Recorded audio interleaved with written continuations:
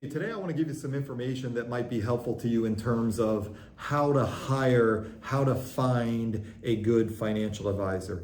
And a mistake that a lot of people make, or that some people make, is that they will actually go out and they don't really know how to go about it. So they will schedule meetings with 3 different advisors. They will pick these advisors. Maybe a friend says, hey, talk to this one or talk to that one. Boom, they get 3 interviews. And they say, well, I guess I'll interview them all and see what they have to say. Well, the problem with this is this might be how we go about getting a new roof, is we want to get 3 roof quotes.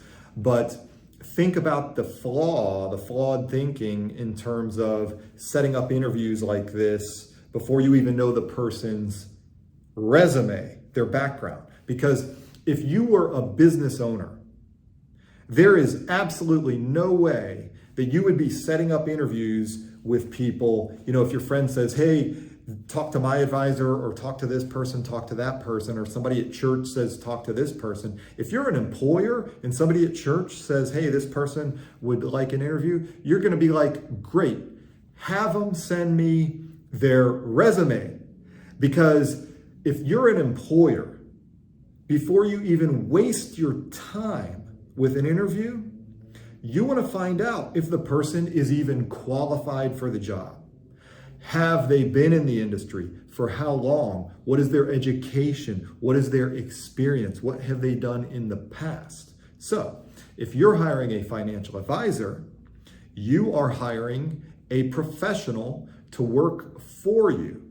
I would suggest that the first thing you do is that you look at the person's resume before you start wasting your time with interviews and potentially being victim to working with someone who might be less qualified, but they have a great personality, or they're convincing, they're confident.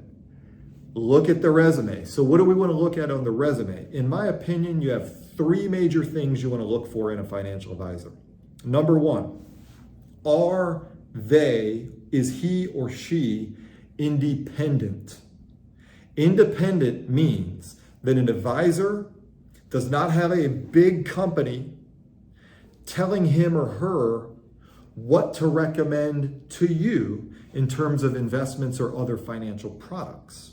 This is a reality in financial services, is that some of the larger firms that are not independent, they have certain financial products, certain portfolios, certain investments, certain financial products, certain insurances that the firm wants their representatives to recommend to you. These advisors have sales quotas.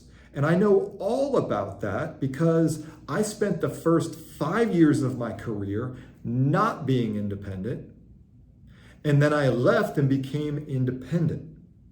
And so here's what you got to watch out for, because some of the advisors who are not independent will try to act like they are in some instances. They'll try to pretend like they're independent. They'll say things like, well, yeah, I work with company so-and-so, but we have the ability to offer other things that are out in the marketplace.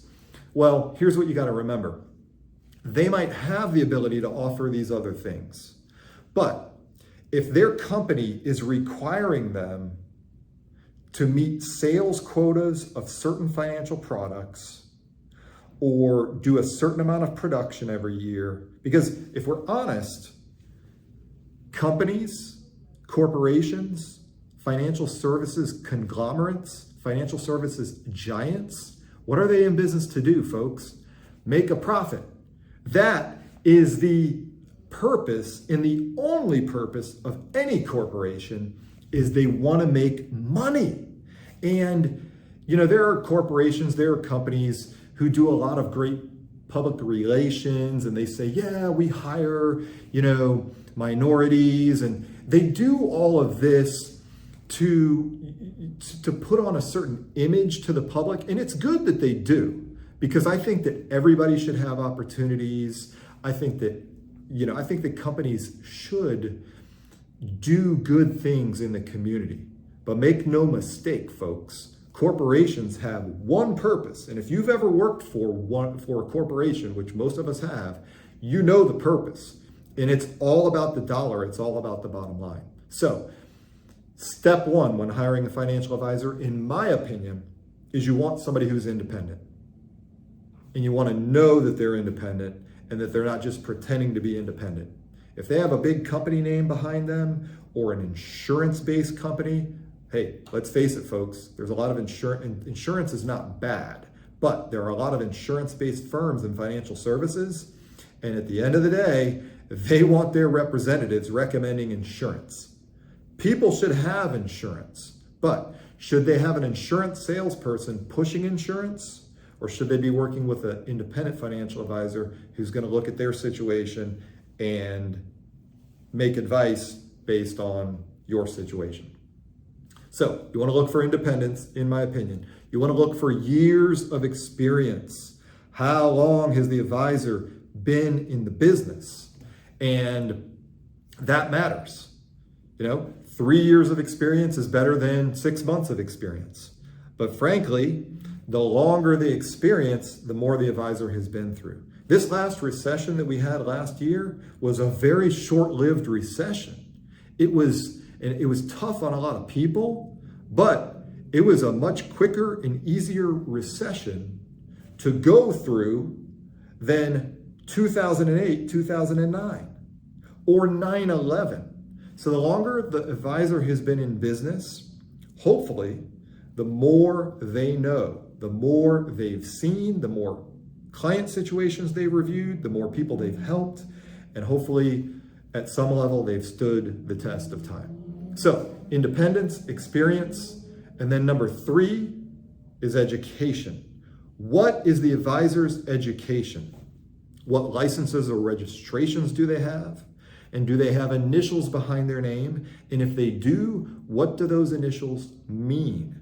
In my case, I am a certified financial planner. What goes into that? A lot goes into that.